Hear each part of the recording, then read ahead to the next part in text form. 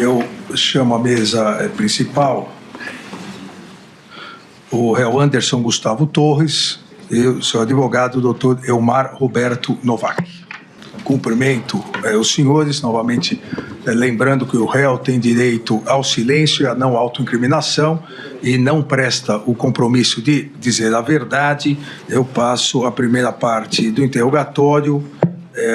O senhor reside aonde, doutor Anderson? Eu moro em Brasília, ministro. Brasília, a profissão? Eu sou delegado de Polícia Federal. Delegado de Polícia Federal. O senhor já foi preso ou processado alguma vez? Fui preso durante esse inquérito, dessa investigação. Mas não tem nenhum outro processo? Não, não tem. O senhor é casado? Sou casado. Tem filhos? Tenho 3 filhas. Três filhos. É verdadeira a acusação? O senhor tem conhecimento sobre a acusação que lhe é feita? Tenho, sim, senhor. Ela é verdadeira? Ela não é verdadeira, ministro. O senhor teria algum motivo particular? Por que a atribuição dessa acusação? Não, em particular não. Eu acho que são fatos mal esclarecidos e que agora a gente tem a oportunidade de esclarecer com a verdade aqui, ministro. O senhor conhece as testemunhas que foram inquiridas? Conheço. Tem algum impedimento, suspeição em relação a alguma delas? Negativo. Então, vamos iniciar aqui as questões específicas. Vamos iniciar, doutor Anderson. Pois não. Em relação à live que o senhor participou no dia 29/7/2021, uma live realizada pelo então presidente da República, presidente Jair Bolsonaro, uma transmissão ao vivo nas dependências do Palácio do Planalto, onde a narrativa que à época se tornou, digamos, costumeira de ataque às urnas eletrônicas, à justiça eleitoral. E o senhor participou, o senhor foi chamado a participar, e há uma parte que é narrada nos fatos, tanto na Polícia Federal, no relatório da Polícia Federal, quanto também na denúncia do Procurador-Geral da República, com a participação do senhor, abre aspas, com licença, presidente, corroborando aí as informações e a questão do voto auditável, eu acho importante a gente trazer à tona alguns relatórios. E aí o senhor participa dessa live. Quem convocou o senhor a participar dessa live? Na verdade, ministro, foi uma convocação da Presidência da República. Semanalmente o presidente realizava, todas as quintas-feiras, uma live e geralmente convocava ali ministros, secretários nacionais, diretores de estatais para participar dessa live. Nós fomos convocados, isso inicialmente gerou um burburinho ali no Ministério da Justiça, porque era um tema que estava bastante em voga, estava muito discutido. Eu não tinha conhecimento técnico nenhum a respeito do assunto. Pedi para a minha assessoria, meu chefe de gabinete, fazer um levantamento ali no âmbito do Ministério da Justiça para a gente avaliar algum material, alguma coisa que pudesse me instruir para participar da live. Como eu disse, um tema muito técnico, eu não tinha o conhecimento. Vieram até meu chefe de gabinete alguns relatórios produzidos pela Polícia Federal, acredito eu, no teste público de segurança. Os peritos fazem ali algumas análises do sistema eleitoral e com essas análises eles fazem uma série de sugestões de melhoria, de aperfeiçoamento do sistema. Isso veio até mim, meu staff ali leu tudo que veio, marcou com a caneta daquela Lumicolor ali tudo que eles entendiam que dissertava que eu poderia acrescentar numa live que tratasse sobre esse assunto, e assim foi feito. Eu peguei esse material, fui até o Palácio da Alvorada, foi uma live que durou 2 horas e 50 minutos, a minha participação é em torno de 4 minutos ao final, onde eu tive a oportunidade de ler esses relatórios, ler o que foi sublinhado pela minha assessoria, eu li apenas parte deles, foi muito rápida a minha participação, e foi assim que se deu a minha participação, ministro, apenas lendo esses relatórios. Seja antes dessa live, ou durante ou depois, logo após essa live, em algum momento o então presidente Jair Bolsonaro pediu que o senhor, como ministro da Justiça, trouxesse elementos para corroborar essa narrativa de que as urnas eletrônicas eram fraudáveis? Na verdade, ministro, no âmbito do Ministério da Justiça, propriamente dito, sem ser através da Polícia Federal, nós não temos setor nem área nenhuma que trabalhe com essa questão de urnas eletrônicas. A Polícia Federal, a Polícia Judiciária Eleitoral, ela tem todo um interesse, ela faz as apurações, todas as informações de fraude ou de crimes eleitorais que chegam, ela apura isso, mas tecnicamente falando nós não temos nada que aponte fraude nas urnas eleitorais. Nunca chegou essa notícia até mim enfim, eu passava isso quando era questionado pelo presidente ou por qualquer autoridade, eu sempre passei isso, que nós não tínhamos tecnicamente nada a dizer sobre as urnas eletrônicas. Então, o senhor confirma o seu depoimento de 26/8/2022, que, além de confirmar a participação da live, o senhor disse, entre aspas, não foi possível depreender no material que teve acesso a existência de fraude ou manipulação de voto. Perfeito. O material que eu tive acesso, eram sugestões de melhorias às urnas eletrônicas. Vamos agora, doutor Anderson, passar para uma outra questão importante, que foi a sua participação na reunião ministerial realizada em 5 de julho de 2022. O senhor se recorda dessa reunião? Sim, senhor. O senhor foi convocado pelo presidente? Sim, senhor. Reunião ministerial dos 23 ministros. Então, o senhor, nessa reunião ministerial, se manifestou sobre vários assuntos, vários trechos aqui, e eu vou ler alguns trechos, porque gostaria de saber exatamente o que o senhor quis dizer com essas manifestações. A palavra foi passada ao senhor na condição de então ministro da Justiça, o senhor primeiro iniciou dizendo, bom dia a todos, senhor presidente, com a sua licença eu venho falando um pouco sobre tudo isso aí que eu queria falar, e tudo isso aí foi a manifestação anterior do presidente com a narrativa contrária à justiça eleitoral, contra as urnas, e aí o senhor fala, abre aspas, tem muitos aqui que eu não sei nem se tem estrutura para ouvir o que a gente está falando aqui. Com todo respeito a todos, mas eu queria começar com uma frase que o presidente colocou aqui, que eu acho muito verdadeira. É o exemplo da Bolívia, é o grande exemplo para todos nós. Senhores, todos vão se foder. Eu quero deixar bem claro isso, porque eu não estou dizendo o quê, eu quero que cada um pense no que fazer previamente, porque todos vão se foder. Por que o senhor quis dizer isso? Numa reunião ministerial, onde, diríamos, o assunto deturpou por uma questão eleitoral, política eleitoral, o que o senhor quis dizer com isso, comparando a situação eleitoral do Brasil com a Bolívia, e que todos iriam... Ministro, eu peço desculpas pelas palavras, realmente faltei com a polidez ali num momento que não deveria, era uma reunião fechada, talvez eu não estivesse muito bem naquele dia e acabei me excedendo nas palavras. O que eu quis dizer com isso aí, ministro, é que se nós perdêssemos a eleição, tudo que foi construído no governo do presidente Bolsonaro, e eu considero um governo de muitas entregas, um governo de muita austeridade, tudo isso seria perdido, todo o nosso trabalho seria perdido. Essa era a minha visão. Talvez eu não tenha usado as melhores palavras na reunião, mas o que eu queria mostrar para os meus colegas era isso, era pedir empenho a todos, nós estávamos perto da eleição, pedir que todos, assim, dentro de suas pastas, pudessem demonstrar tudo aquilo que o governo fez, todas aquelas entregas, era mais para que as pessoas ali, para que a gente realmente se unisse naquele momento para ganhar a eleição.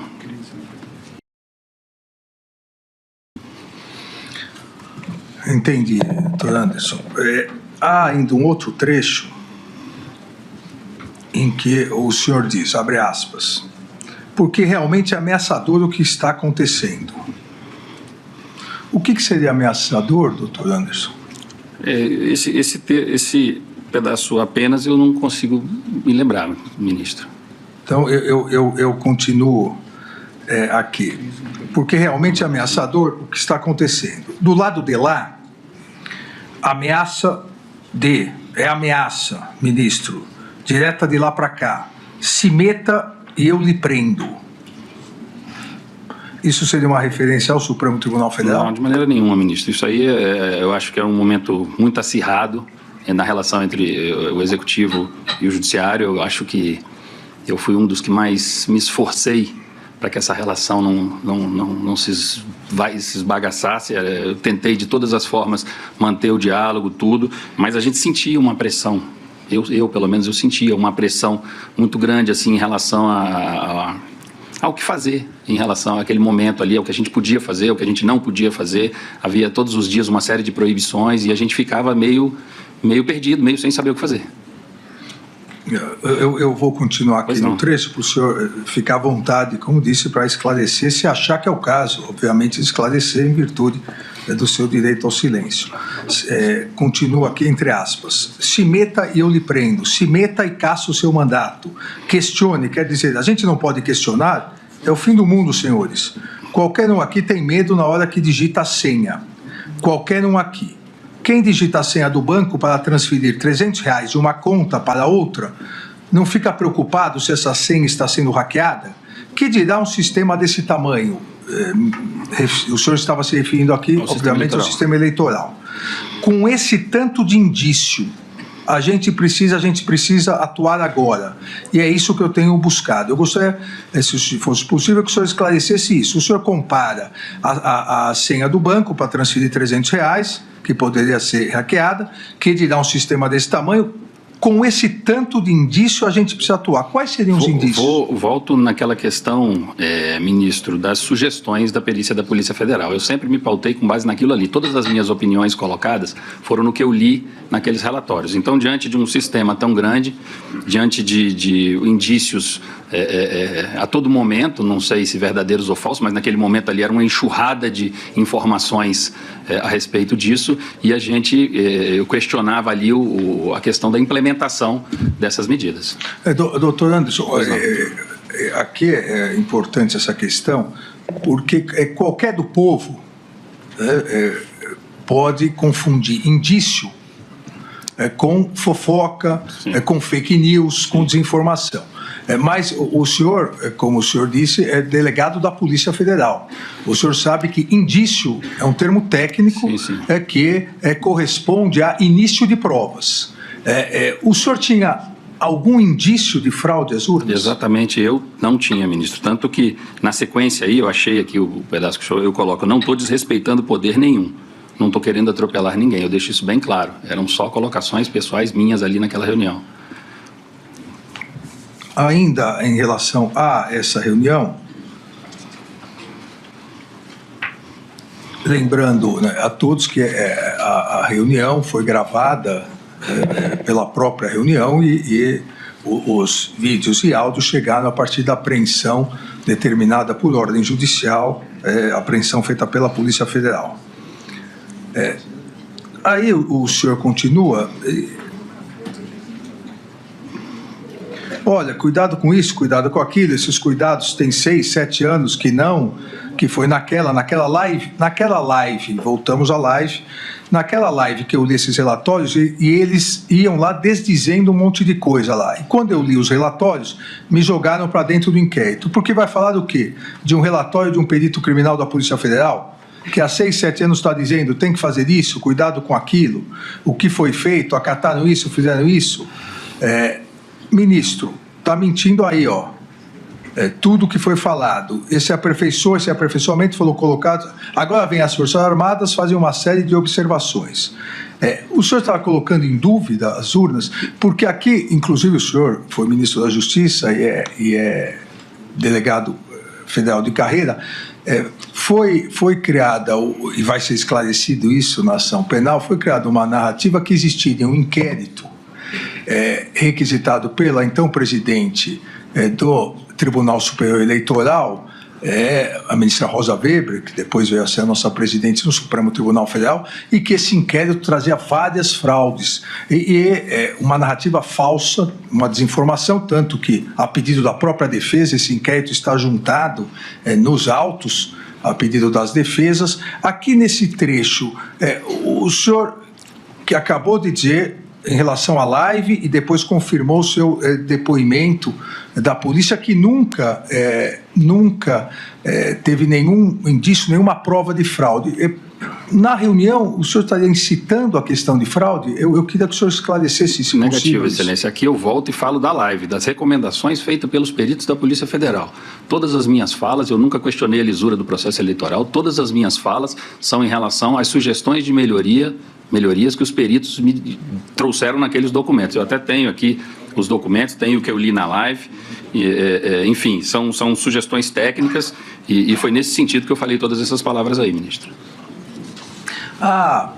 a denúncia, a acusação feita pela Polícia Federal, a acusação feita pelo Ministério Público, pela Procuradoria-Geral da República, com base na investigação feita pela Polícia Federal, coloca, inclusive, a existência, já foi recebida a denúncia aqui pela primeira turma, o núcleo 4, que é o núcleo 3, perdão, que é o núcleo de desinformação, coloca que havia, nesse contexto de preparação e depois execução de tentativa de golpe e atentado contra o Estado Democrático de Direito, um núcleo de desinformação. E esse núcleo de desinformação, a partir da produção de notícias falsas, notícias fraudulentas, é disseminado nas redes sociais. E nessa reunião, o senhor, eu também tive a honra e a possibilidade de ser ministro da Justiça, sabemos o peso que tem numa reunião ministerial a fala do ministro da Justiça em relação a questões criminais. O senhor diz, abre aspas, mas estamos aí, presidente, desentranhando a velha relação do PT com o PCC. A velha relação do PT com o PCC. Isso está vindo aí através de depoimentos que estão sendo há muito aguardados. Isso tudo está vindo à tona. Isso não é mentira, isso não é mentira. Então, muita coisa estão vindo à tona, muita coisa que a população sabe, mas tudo precisa ser rememorado. O senhor, porque das duas uma, ou o senhor tinha esses elementos, e aí tinha que tomar uma providência como ministro da Justiça, que não houve, ou o senhor não tinha esses elementos e aí contribuía com o núcleo de desinformação. Em que contexto foi dito isso, doutor Anderson? Ministro, a reunião foi no dia 5 de julho de 2022. 5 de julho de 2022, às vésperas da eleição. Sim, no dia 1º de julho de 2022, ministro, 4 dias antes, e no dia 2 de julho do mesmo ano, 3 dias antes, saíram essas duas matérias aqui, ministro, que eu até trouxe, uma matéria da Veja e uma da CNN. O título de uma, Marcos Valério delata a relação do PT com o PCC. A outra, em suposta delação, Marcos Valério em delação, Marcos Valério cita suposta ligação do PT com o PCC. Foi com base nessas duas matérias, eu não tinha um conhecimento interno da Polícia Federal a respeito disso, mas foi com base nessas duas matérias que eu falei. Essas duas matérias, os depoimentos foram feitos à Polícia Federal e, muito provavelmente, disso aqui resultou uma investigação. Internamente na Polícia Federal, o senhor sabe que nós não temos acesso, eles cuidam lá dos procedimentos internos dele. Mas eu falei isso aí com base exclusivamente nessas duas matérias que tinham saído na mesma semana da reunião. Há também aqui, depois dessas declarações na reunião, há declarações, após as suas declarações, o hoje réu, Walter Braga Neto, que inclusive em julho não era mais ministro, porque já estava desincompatibilizado, mas mesmo assim estava participando de um ato oficial no Palácio, numa reunião ministerial. Ele disse, saiu uma notícia agora dizendo, o Fachin dizendo que a auditoria não muda resultado da eleição. Não sei se os senhores já viram isso. Ao que o senhor responde, depois que der merda, não muda nada não. E nesse contexto, então, o presidente Bolsonaro afirmou que deveria tomar uma providência, mas não ficaria sozinho nessa guerra. Aqui, de novo, é um ataque às urnas eletrônicas e à justiça eleitoral? De maneira nenhuma, ministro. O que eu disse aí foi que se perder a eleição, já era. Se perder a eleição, não há mais o que fazer. Foi isso que eu quis dizer, claro que de uma forma aí mal educada, mas o que eu quis dizer ali era exatamente isso, que nós precisávamos trabalhar para ganhar a eleição.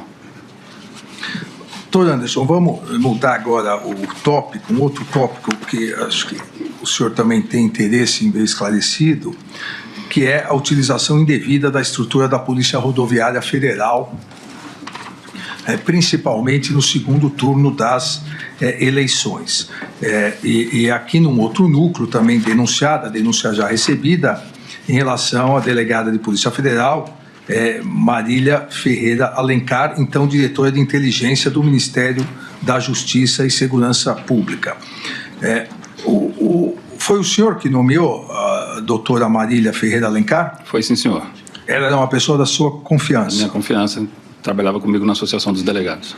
O senhor tem contato que ela solicitou a realização de boletins de inteligência voltado aos resultados do primeiro turno, para, com isso, realizar operações, e essa é a imputação da Procuradoria-Geral, para realizar operações direcionadas no segundo turno? Ministro, cabe à diretoria de inteligência fomentar essas discussões no âmbito de segurança pública no Ministério da Justiça. Essa era uma atribuição da DINT, da diretoria de inteligência do Ministério. Após o primeiro turno das eleições, a doutora Marília produziu alguns BIs que traziam uma métrica de 75% de votos dos candidatos, aqueles que fizeram mais de 75% dos votos em algum estado brasileiro, versus o partido político do prefeito, como que se isso fosse um indício de crime eleitoral, uma eventual compra de votos, enfim, alguma coisa nesse sentido. Ela fez uma apresentação sobre isso, mas eu entendi naquele momento, ministro, que isso não representava um indício. Eu nunca tinha visto essa métrica, eu acho que isso não era um indício, era normal que em alguns estados, em alguns locais, um ou outro candidato fizesse mais de 75% dos votos, nós sabemos disso, tem alguns lugares no Brasil, e ela me apresentou essa métrica, mas foi uma métrica que foi de plano ali descartada, porque eu não entendi que isso seria um indício de crimes eleitorais. Não foi o senhor que pediu para ela fazer, foi... Não. Foi ela mesma, espontaneamente. A iniciativa dela. Iniciativa espontânea. Ela fazia esses BIs, não só desse assunto, mas também em relação facção criminosa versus resultado da eleição em determinados locais do país. Enfim, uma série de levantamentos que eram feitos para a gente discutir ali aonde poderia estar havendo algum tipo de crime eleitoral nas eleições, voltado exclusivamente para a segurança das eleições. O senhor se recorda, mais ou menos, a periodicidade de reuniões que o senhor tinha antes do período eleitoral com a doutora Marília? Ministro, a gente nunca teve muitas reuniões. Eu tinha muitas reuniões com o chefe dela, que era o Dr. Carrijo, que era o secretário de Operações Integradas do Ministério da Justiça.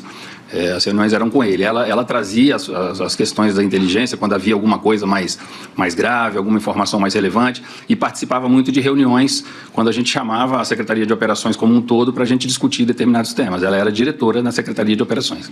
Mas no período eleitoral, o senhor se recorda se... no período pré-eleitoral e eleitoral, se houve um aumento de comunicação e contatos entre o senhor e ela? Não houve, ministro. Na verdade, eu estava com a agenda extremamente lotada, uma agenda difícil. Eu atendia as pessoas do Ministério ali em períodos que sobravam de agenda. Eu viajei muito nesse período e estava com a agenda muito cheia, enfim. E quando sobrava um período, a gente atendia ali os funcionários do Ministério.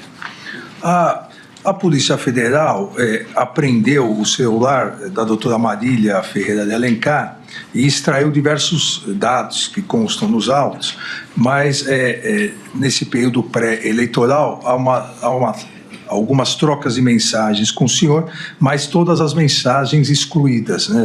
Havia a exclusão da mensagem em relação a essas, diferentemente de outras, não houve a possibilidade de recuperá-las. O senhor se recorda do qual? Porque o senhor mesmo disse, ela não era uma subordinada direta do senhor. Não era. Havia o doutor Carrijo, então o senhor se referia mais a ele. Então, normalmente, a troca de mensagens deveria ser com o doutor Carrijo. Então, o senhor se recorda? Não, pode ser matérias, ela me mandava muitas matérias jornalísticas, muita coisa que estava andando nos grupos da própria Polícia Federal, como ela estava na inteligência, ela monitorava isso, nós dois como delegados de carreira, muita coisa de interesse nosso, ali andando nos grupos da Polícia Federal, ela fazia essa filtragem e me mandava bastante... Mas por que então essas mensagens o senhor excluiu, o senhor e ela excluíram? Ela? Eu acho que não fui eu que excluí, ministro. Está excluído para os dois, aquela exclusão? Sei, eu acho que não me recordo de excluir. Eu limpava meu telefone uma vez por semana, mas não me recordo de ter excluído. Porque, até aproveitando aqui essa questão, o seu aparelho celular não foi possível a análise, porque quando do seu retorno dos Estados Unidos, o aparelho ficou por lá. Houve o extravio do aparelho celular? Eu perdi meu telefone, ministro, ali, naquele momento, acho que até aquele momento, o momento mais duro da minha vida, né? Eu, com 3 crianças pequenas nos Estados Unidos, saí daqui como secretário de segurança e saiu minha prisão no dia 10. Isso me deixou completamente transtornado. eu não tenho vergonha de falar, realmente eu perdi o equilíbrio completamente com aquela notícia da prisão, 3 crianças pequenas nos Estados Unidos, a primeira vez, a realização de um sonho das crianças se tornou um pesadelo para mim, e nesse contexto eu acabei perdendo meu celular, perdi uns dólares, e isso foi muito ruim para a minha defesa, ministro. Como eu disse ao senhor, eu não tinha nada a esconder, tanto que cheguei aqui e forneci a senha da nuvem do celular para a Polícia Federal. Ali tinha muita coisa que me ajudaria, as mensagens que eu troquei no dia do 8 de janeiro, as mensagens que eu mandei desesperado lá dos Estados Unidos para o meu adjunto, apesar de que o celular dele foi periciado, o celular do governador Ibanez foi periciado, o celular da doutora Marília foi periciado, e mostra a lisura e a preocupação minha em relação a tudo que aconteceu, ministro. Foi extraído também do celular da doutora Marília dados de extração, essa planilha de diversos partidos, desses dados, uma planilha enviada em dia 21 de outubro de 2022. O senhor teve contato com essa planilha? Se foi o documento que ela me apresentou em reunião, sim. Se não foi, não. Não.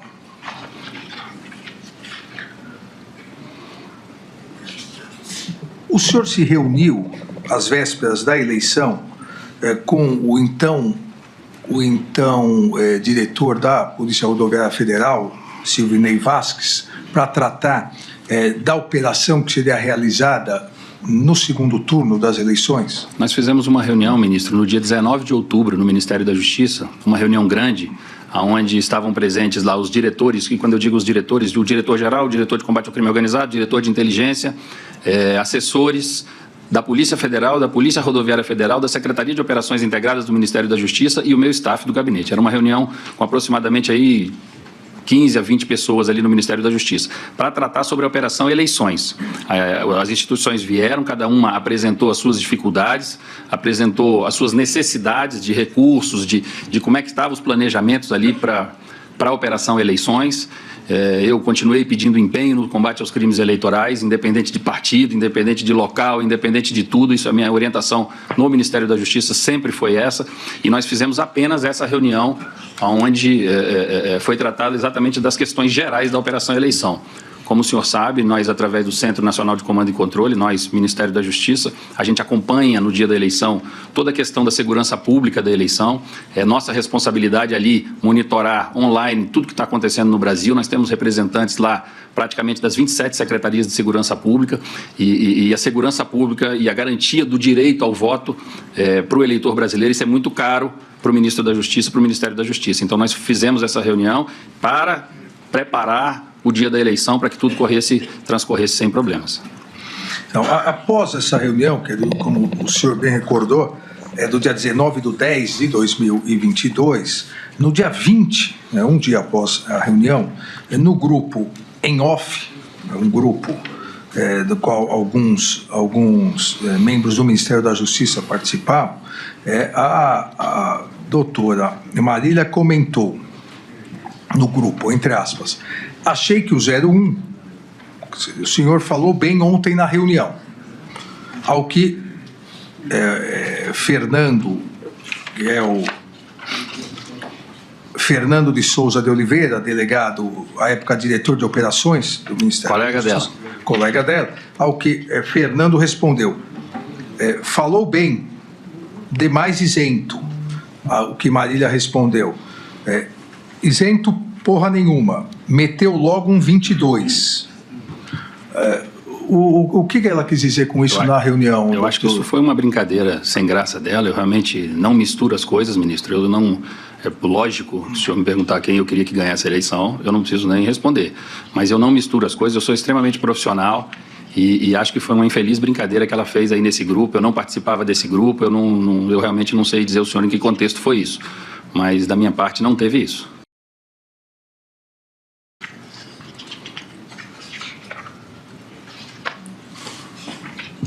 O senhor logo após deixar o Ministério da Justiça, assumiu a Secretaria de Segurança Pública aqui do Distrito Federal.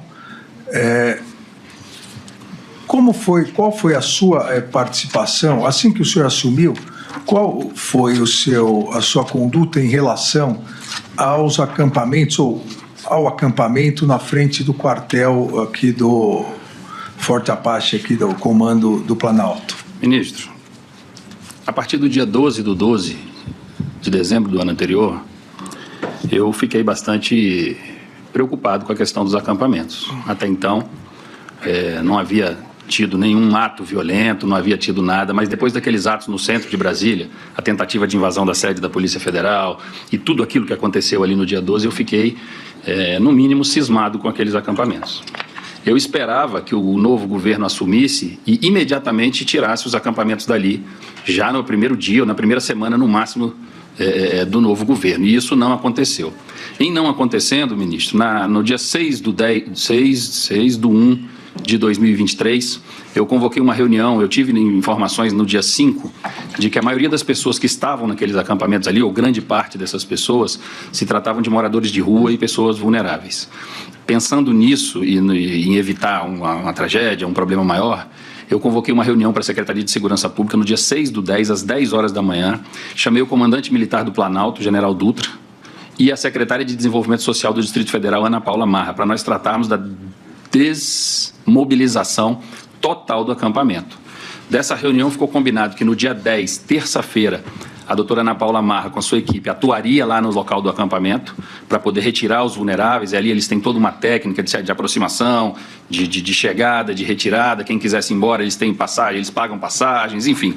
Ficou combinado que no dia 10 ela faria isso e, na sequência, a Secretaria de Segurança, através da Polícia Militar e o Comando Militar do Planalto, realizariam a desmobilização completa, o desmonte ali do acampamento para acabar com aquele acampamento ali na frente. Nós conversamos, inclusive, ministro, se houvesse algum tipo de resistência, falamos em mandados de prisão, falamos em prisões em flagrante, ali se fosse necessário, se algum líder ali se rebelasse e não quisesse sair, mas a ordem, eu esperei uns 2, 3 dias até ver se o governo federal faria alguma coisa no sentido de retirar. Como não veio, eu convoquei essa reunião, e ela foi realizada dia 6/10, às 10 horas da manhã, na Secretaria de Segurança Pública, para tratar da desmobilização total do acampamento.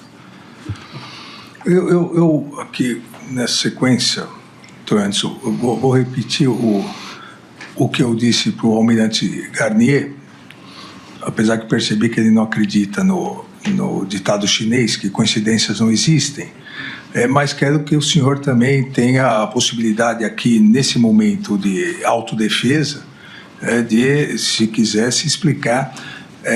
O senhor viajou na véspera, na verdade, na antevéspera Eu viajei no dia 6 à noite. Dos dias 8, o senhor viajou dia 6 à noite. Como secretário de Segurança, o senhor se ausentou às vésperas da tentativa de golpe, do ataque violento, armado à sede dos 3 poderes, isso também, no dia 8, a Procuradoria-Geral da República denunciou, e o processo está, na verdade, já em alegações finais, ou, segundo a Procuradoria, a Polícia Militar, a cúpula da Polícia Militar também se omitiu. Foi uma coincidência, doutor? Ministro, o senhor pergunta a minha viagem? Isso. Não, a minha viagem não foi uma coincidência, ministro. Eu preparei essa viagem para ser realizada no mês de julho de 2022. Em razão da sobrecarga de trabalho, eu não consegui viajar. Eu prometi isso para minhas filhas. Qual a data? Eu viajaria em julho de 22. Ah, certo. Certo? No verão lá. E até foi bom, porque os preços lá no verão são diferenciados, e eu não consegui fazer essa viagem no mês de julho e adiei para as férias escolares das crianças. Eu comprei as minhas passagens, ministro, ainda no dia 21 de novembro de 2022, quando não havia tido nenhum tipo de manifestação violenta aqui no Distrito Federal. O senhor perceba que o primeiro dia que teve manifestações que chamaram a atenção foi no dia 12/12. Não foi coincidência, foi férias programadas, férias com a minha família, programadas para tirar. Eu já estava com as férias marcadas desde julho do ano anterior. Isso tudo está nos autos, Excelência. Então, assim, não foi coincidência, foram férias familiares que estavam programadas. E, muito importante dizer aqui para o senhor, eu vinha fazendo o acompanhamento dessa questão da inteligência aqui no Distrito Federal. E até o dia 6, ministro, até o dia 6 não havia chegado nenhum ônibus, nós não tínhamos notícia nenhuma de que a manifestação pudesse caminhar para o que caminhou. Eu acompanhei ali até às 18h40, se eu não me engano, foi a última mensagem num grupo que eu vinha acompanhando ali, a mensagem da inteligência que fazia esse acompanhamento online, e nós não tínhamos relatos de que a coisa tomaria o rumo que tomou a partir do dia 7 e do dia 8. Mesmo assim, em viagem, eu trouxe aqui até algumas mensagens que eu troquei com o meu secretário executivo, ainda no dia 7 à noite, ele me tranquilizando, dizendo que estava tudo ok, que tudo estava sob controle aqui em Brasília. E outra coisa, ministro, antes de sair, ao mesmo tempo que estava tendo aquela reunião que eu falei para o senhor, do general Dutra, essa reunião era na sede da Secretaria. Ao lado da Secretaria tem a SOP, que é a Subsecretaria de Operações da Secretaria. Estava acontecendo uma reunião com várias entidades, inclusive representantes do Supremo Tribunal Federal, para tratar do protocolo de ações integradas, que é o que cabe ao secretário de Segurança do Distrito Federal sempre que tem uma manifestação, um evento, um jogo de futebol, um show, qualquer coisa. O secretário de Segurança Pública do Distrito Federal, a subsecretaria prepara um protocolo de ações integradas, onde vem todas as instituições interessadas no assunto, no caso a Polícia Militar, a Polícia Civil, o Corpo de Bombeiros, o Detran, enfim, uma série de instituições interessadas no assunto. Tem-se uma reunião ali, estabelece um monte de protocolos para todas aquelas instituições, e esses protocolos têm que ser cumpridos aí ao longo do evento, ou do show, ou do jogo, seja lá o que for. Eu gostaria, ministro, se o senhor me permite, de dizer algumas coisas aqui, eu quero ler, porque é muita coisa, rapidinho.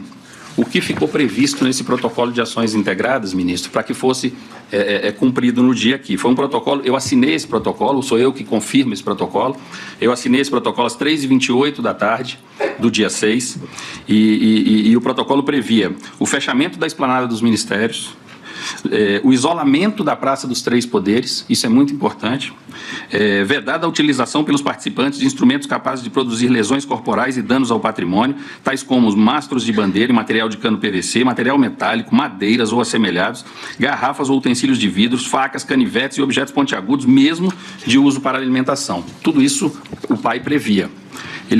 Aí, como atribuições da Polícia Militar do Distrito Federal, planejar e executar ações de policiamento ostensivo com o objetivo de manter e preservar a ordem pública durante a realização do evento, empregando para esse fim efetivos e meios necessários conforme o planejamento próprio da instituição e o acordado na reunião da Secretaria no dia 6 e 23. Impedir que os manifestantes utilizem objetos, materiais ou substâncias capazes de produzir lesão ou causar dano durante a marcha. Ficar em condições de empregar tropa especializada em controle de distúrbio, no caso de perturbação da ordem. Não permitir acesso a pessoas e veículos à Praça dos Três Poderes, conforme tratado em reunião do protocolo de ações. Manter o reforço do efetivo nas adjacências /perímetro interno dos prédios públicos de toda a extensão da esplanada dos ministérios, Congresso Nacional e Praça dos Três Poderes, bem como na Estação Rodoviária de Brasília. Então, ministro, eu viajei, de certa forma, tranquilo.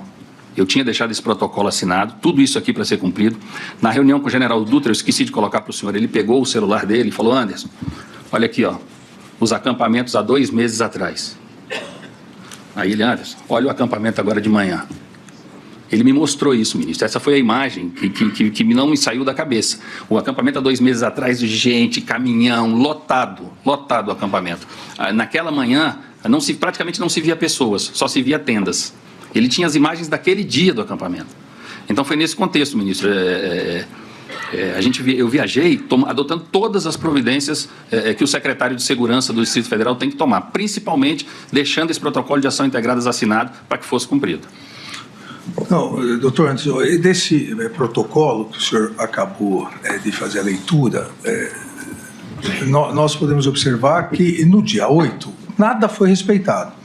Houve a liberação para a esplanada dos ministérios, não houve o isolamento da Praça dos Três Poderes, houve a autorização ou a omissão para que os manifestantes utilizassem armas brancas, mastros, ou seja, eu entendo o que o senhor diz aqui, até porque juntado aos autos esse protocolo, mas por que nada foi cumprido? Ministro. O senhor mesmo disse que, apesar de estar à distância, estava em contato com o seu secretário executivo. Estava. Ministro, Apontar é difícil apontar, mas eu também não posso deixar de colocar aqui. Eu vejo que houve uma falha muito grave no cumprimento do protocolo. Houve uma falha muito grave no cumprimento do protocolo. O senhor perceba aqui que aqui prevê tropas especializadas, prevê o isolamento da Praça dos Três Poderes, que é uma coisa muito séria. Esse protocolo de ação integrada, ministro, para a gente que entende aqui do Distrito Federal, ele é considerado um protocolo gravoso, porque ele impacta muito na vida do brasiliense. O fechamento da esplanada impacta muito na vida do brasiliense. É uma coisa que a gente faz em poucos casos. Não são em muitos casos. Quando eu li esse protocolo à tarde que eu assinei, eu falei, esse protocolo está de bom tamanho para as informações que a gente tem, porque ele era um protocolo que eu chamo de gravoso, entendeu? E realmente, ministro, houve uma falha grave no cumprimento desse protocolo. É por isso que eu digo ao senhor, eu fui surpreendido com isso no domingo, né? Quando eu vi o que estava acontecendo aqui no domingo, eu tive informações, pedaços de informações, porque eu estava num parque na Disney. Quando eu tive a informação, eles já tinham entrado no Congresso e no Palácio do Planalto. Eu, desesperado, mando uma mensagem para o meu secretário executivo, uma mensagem que, inclusive, foi mal interpretada, que eu falei, não deixe chegar ao Supremo, porque o Supremo ainda estava preservado naquele momento. Eu mandei essa mensagem para o meu secretário executivo e liguei diversas vezes para o comandante da PM para perguntar para ele o que estava acontecendo, onde é que houve a falha, mas ele estava no meio da confusão, ele praticamente não me atendeu ali naquele momento. Eu falei rapidamente com ele, liguei para o governador, liguei para o Procurador-Geral de Justiça do DF, fiquei desesperado, liguei para todo mundo, porque eu realmente, do jeito que eu deixei as coisas em Brasília, é inimaginável que acontecesse o que aconteceu no 8 de janeiro, ministro. A grande verdade é essa. O protocolo teve uma falha grave no cumprimento dele. Agradeço, doutor Anderson. Vamos agora a um último assunto importante. O senhor participou de alguma reunião com o presidente da República, onde o senhor teria dado aconselhamento jurídico, respostas jurídicas sobre a decretação de um estado de exceção após as eleições de 2022? Jamais, ministro. O presidente da República, eu acredito que ele me nomeou como ministro da Justiça e Segurança Pública com base na nossa expertise em segurança pública. É um grande problema que o país vive hoje e que vivia também. E a gente atuou muito. Eu sempre brinco que nós transformamos o Ministério numa máquina de segurança pública, numa máquina de combate ao crime organizado. E foi nesse sentido. Assessoramento jurídico, o presidente tinha via SAGE e via Advocacia Geral da União. Eu nunca prestei assessoramento jurídico ao presidente, nem em relação a esses temas que o senhor me perguntou, nem em relação a outros temas. Eu não fazia assessoramento jurídico do presidente da República. O senhor nunca participou de uma reunião com o presidente onde esse assunto foi tratado? Nem com o presidente. Eu, com todo respeito, eu já adianto um pouquinho. Eu vi nos autos aí que disseram que eu participei em reunião com os comandantes. Eu nunca participei em reunião com os comandantes de força para tratar desse tipo de assunto e nem nenhum outro tipo de assunto com eles.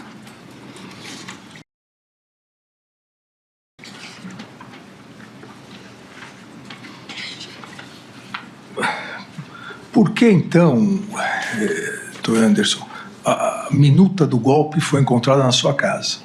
A verdade, ministro, não é a minuta do golpe, né? Eu brinco que é a minuta do Google, né? Porque está no Google até hoje.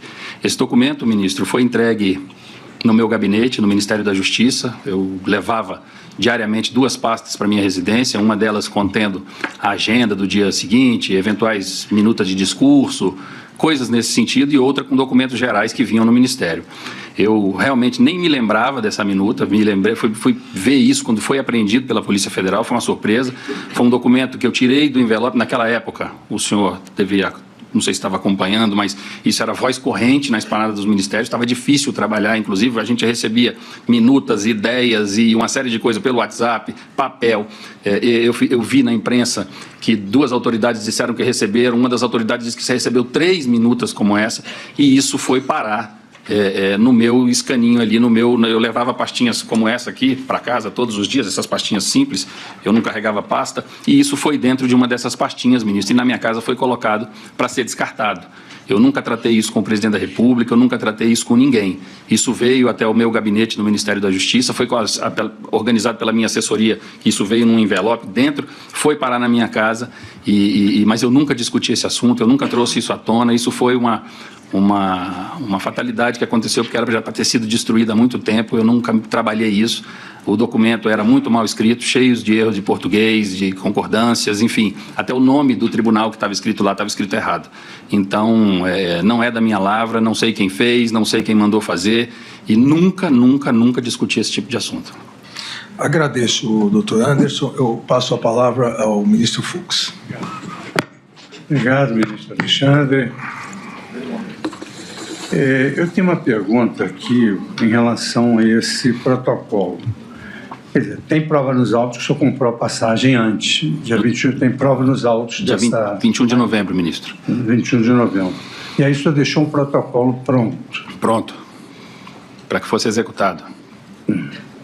Quem deveria cumprir esse protocolo? O protocolo foi assinado por várias agências, cada um com as suas obrigações. O próprio Supremo assinou o protocolo, assinou assim a reunião do protocolo. Então, por exemplo, o Supremo ficou responsável de colocar os gradis aqui em volta. O Congresso Nacional de colocar os gradis mais à frente, com a polícia e tal. Então, cada um tinha a sua obrigação. Agora, o coração do protocolo, a grande obrigação, as grandes obrigações ali do protocolo eram da Polícia Militar do Distrito Federal. A eles cabia fazer a segurança, cabe fazer a segurança da esplanada, eles têm toda uma expertise disso, eles fazem isso há 65 anos, desde que Brasília é Brasília, então essa expertise e a grande maioria das obrigações ali cabia à Polícia Militar do Distrito Federal. Qual era a sua posição nesse dia 8 de janeiro? Como assim minha posição, ministro? Sua função. Eu era o secretário de Segurança Pública, estava de férias.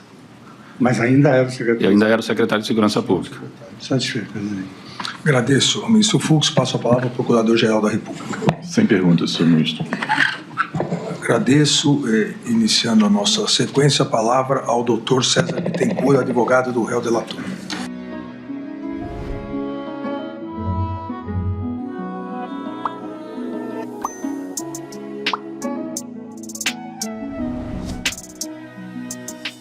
Sem pergunta, excelência.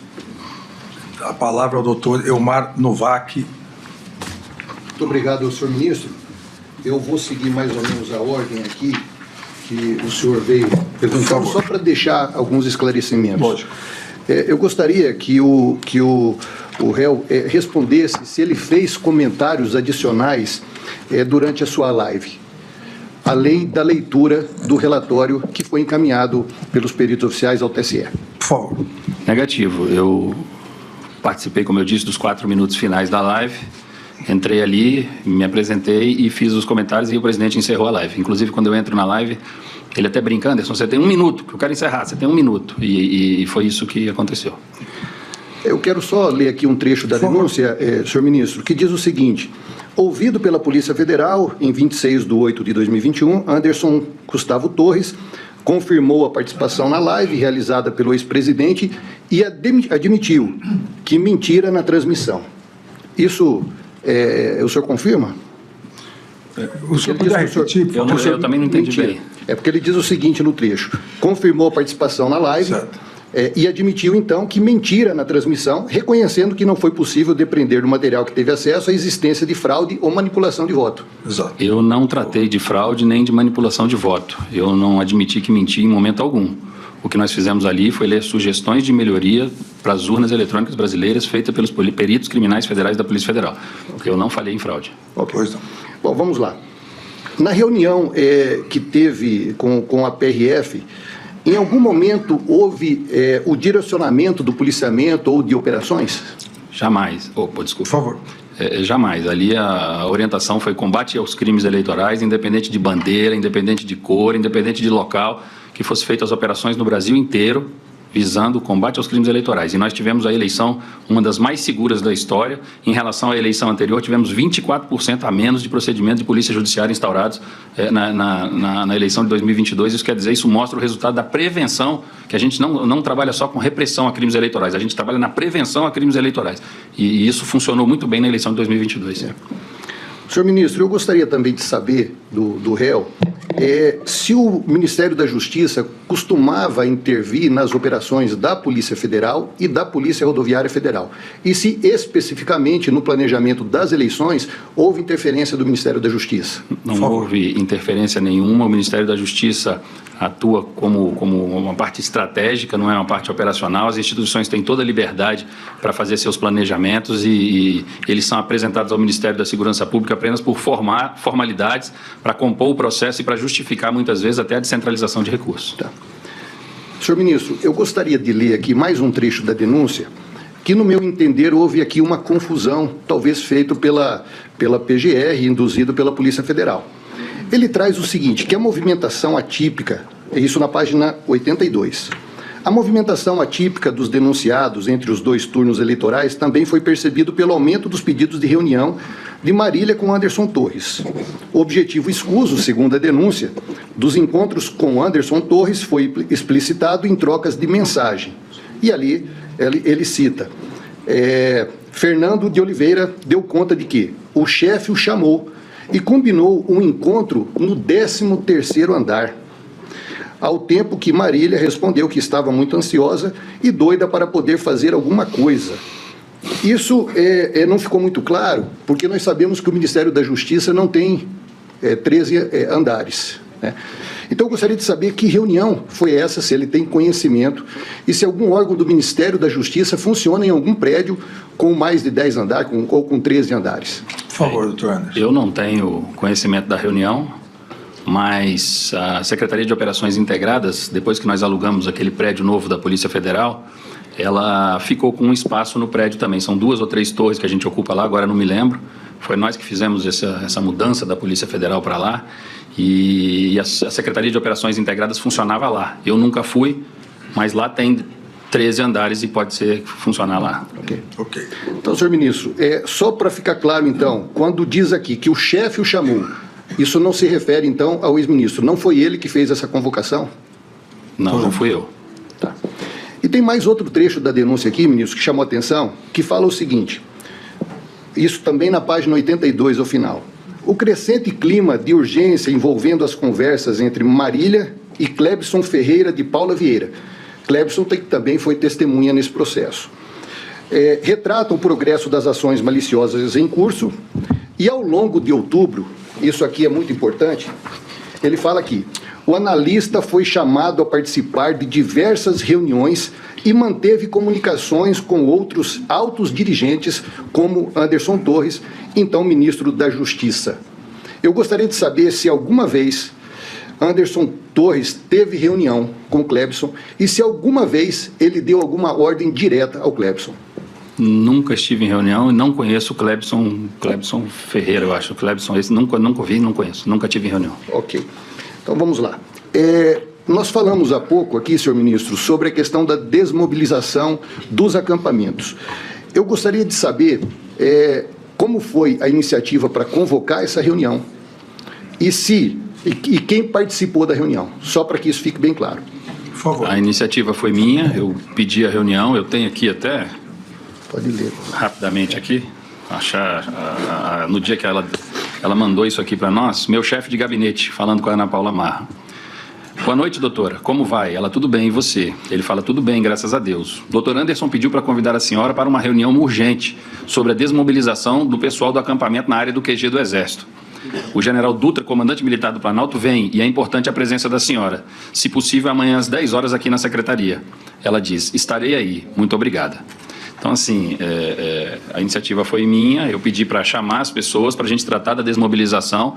Eu disse, eu esperava que isso tivesse sido feito no primeiro dia do governo do presidente Lula. Não fez, passou a semana, não fez. Quando chegou no final da semana, aquela situação me incomodando, eu chamei a reunião para que a gente montasse a operação e tirasse isso de lá o mais rápido possível. Bom, senhor ministro, só ele poderia explicar, quando soube das invasões aos prédios públicos, o acusado se manifestou publicamente sobre isso? Me manifestei sim, ministro Alexandre. É só um minutinho para o senhor, que eu acho que até eu trouxe aqui.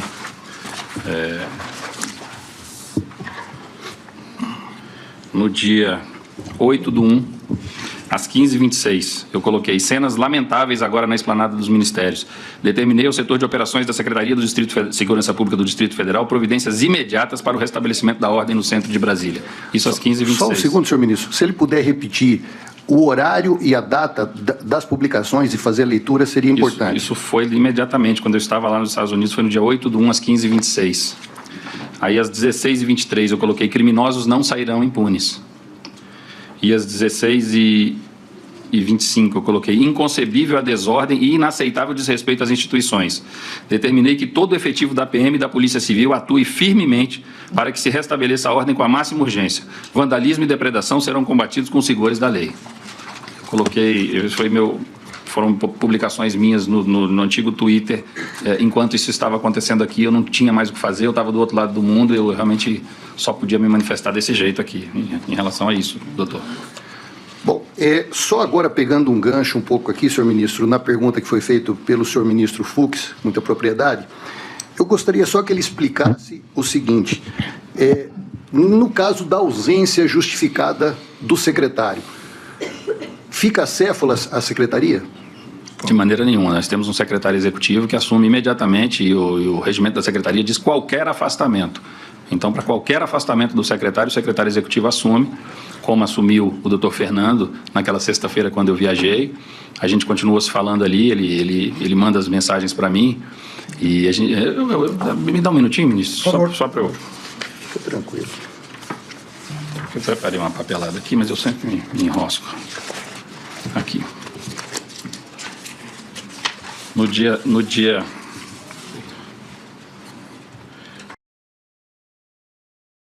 7/1, sábado, quando eu cheguei nos Estados Unidos, que eu viajei a noite toda, quando eu cheguei lá, ele mandou: bom dia, chefe, tudo tranquilo? Aí eu respondi para ele, não sei por quê, porque eu não estava no contexto, eu respondi: sobre o pessoal do acampamento. Aí ele me responde: ok. Aí eu coloco: tranquilo. Ele falou: estamos monitorando desde ontem com o CIOB, que é o Centro Integrado de Operações de Brasília. As primeiras providências já foram tomadas por precaução, baseadas na inteligência. Fechamos parte da esplanada. Aí eu coloco: ok, atualize o governador. Aí tá. Aí no dia 7 à noite ele manda: boa noite, chefe. Desculpe perturbar o senhor em viagem. Só para dar o último informe. Eu combinei com o governador de passar informações 4 vezes ao dia para ele. Manhã, hora do almoço, final da tarde e final da noite. Então, falei com ele agora e no final da noite vou mandar um áudio. Na síntese do que está acontecendo, mas até agora está tudo controlado. Isso na noite do dia 7. Só para deixar o senhor informado. Abraço. Isso foi mensagem do meu secretário executivo falando comigo. A secretaria, em momento algum, fica acéfala e, enfim... Todas as providências aí para o dia 8, o protocolo de ação integradas, tudo ficou assinado, ficou tudo certinho. Bom, eu pergunto também, senhor ministro, se ele deixou o secretário que estava respondendo pela secretaria em contato com o governador. Perfeitamente. Ele ficou com contato, mandou várias mensagens de áudio para o governador até... Eu não sabia disso, claro, foi uma relação entre ele e o governador, mas o governador juntou isso aos autos quando estava nos autos e eu tive acesso aos áudios, ele realmente tranquilizando o governador. Como eu disse... ministro, eu vejo uma falha grave na execução do protocolo de ação integradas, entendeu? Eu acho que a secretaria fez o trabalho dela, como sempre faz em qualquer evento de Brasília. Hoje, se tiver um evento em Brasília, uma hora dessa lá, estão fazendo um PAI. A subsecretária que fez o PAI em depoimento aqui nesse processo, ela disse que já fez mais de 600, é uma coronel da PM, ela já fez mais de 600, então se eu percebo que é uma pessoa experiente, é uma pessoa que lida com isso a vida toda. E então ficou tudo a contento aí aqui no Distrito Federal, nada ficou acéfalo. Senhor ministro, ele falou rapidamente sobre a questão do PAI, que estabelecia aí atribuições para as instituições.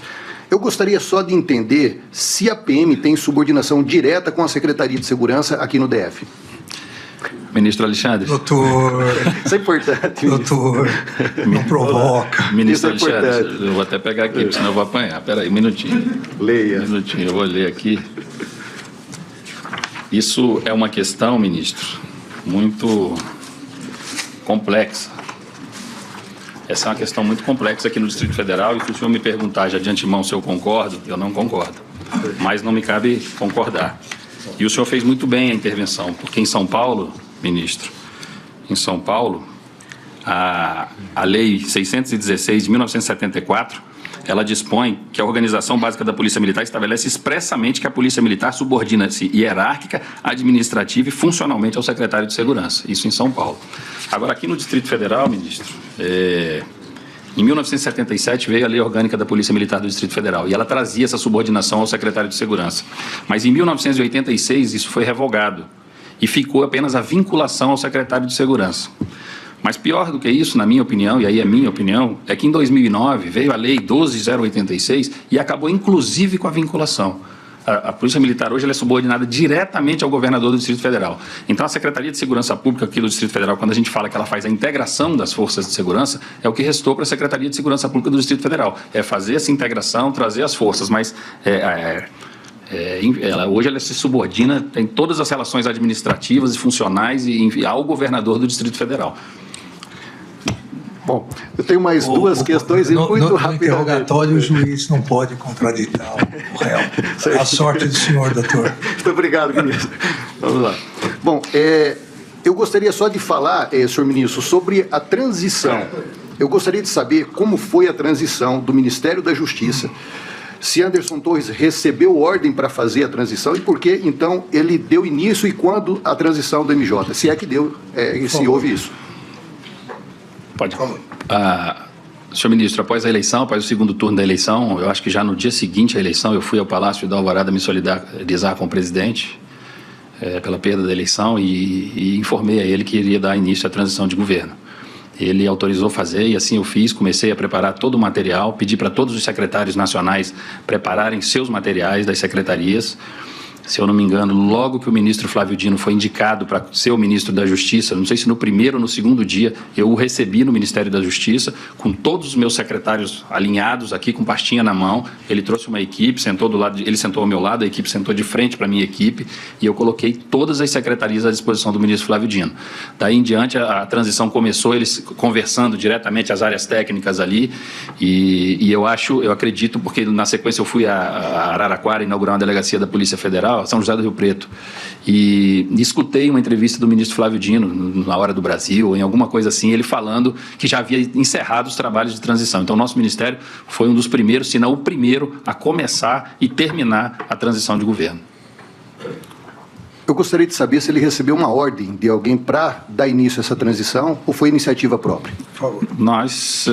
Eu comuniquei, claro, não faria isso sem comunicar ao presidente da República, eu comuniquei ao presidente da República, ele autorizou e eu dei início à transição. E para finalizar, senhor ministro, eu gostaria só que ele explicasse rapidamente, que ele disse aqui no momento em que foi questionado por Vossa Excelência, que a perda do telefone dele foi muito ruim para a defesa. Eu gostaria que ele explicasse isso e explicasse também uma mensagem que ele colocou. Não deixe entrar no Supremo, porque essa mensagem na época foi muito questionada. Eu gostaria que ele explicasse essas duas situações. Por que a perda do telefone foi ruim para a defesa dele e o que ele quis dizer com essa mensagem. Não deixe entrar no Supremo. Eu fui acusado ali durante muito tempo, ministro. Desculpe. Por favor. Eu fui acusado ali no início, volto a dizer, foram os piores dias da minha vida, como se eu fosse o grande arquiteto de tudo que tinha acontecido, pelo fato de ter trabalhado com o presidente Bolsonaro e estar na secretaria.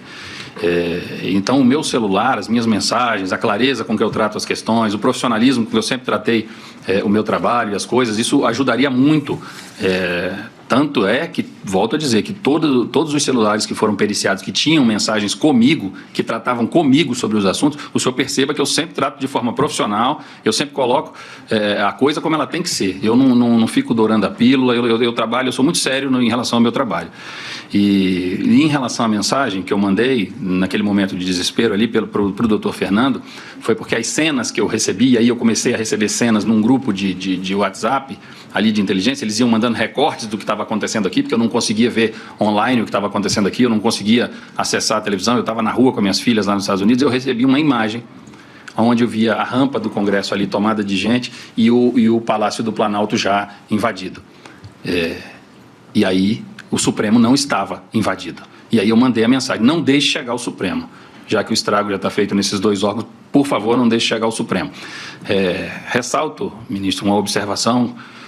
Enfim, eu fiz no depoimento da Polícia Federal, vou fazer aqui também, me chama muita atenção também a facilidade com que os manifestantes invadiram o Palácio do Planalto. tá? Um dos locais mais seguros que eu conheço é o Palácio do Planalto. Me chamou a atenção a forma rápida com que invadiram aquilo lá e começaram a fazer aquela quebradeira. Várias vezes a gente frequentou o Palácio do Planalto, o senhor frequentou o Palácio do Planalto. A gente sabe que ali embaixo tem um batalhão que fica ali direto. O pessoal ali, sempre que a gente chegava, que a entrada principal estava bloqueada, a gente entrava pela outra entrada, a gente passava pelos militares ali, todos prontos. Me chama muita atenção a facilidade com que o Palácio do Planalto foi invadido. O Congresso e o Supremo, a gente sabe que não tem essa mesma segurança, essa forma de combater isso ali imediatamente. Me chamou muita atenção isso, mas a mensagem foi mandada nesse sentido. O Supremo ainda estava preservado naquele momento que eu mandei a mensagem, ministro. Ok. Sem mais perguntas, ministro. Obrigado. Agradeço, doutor.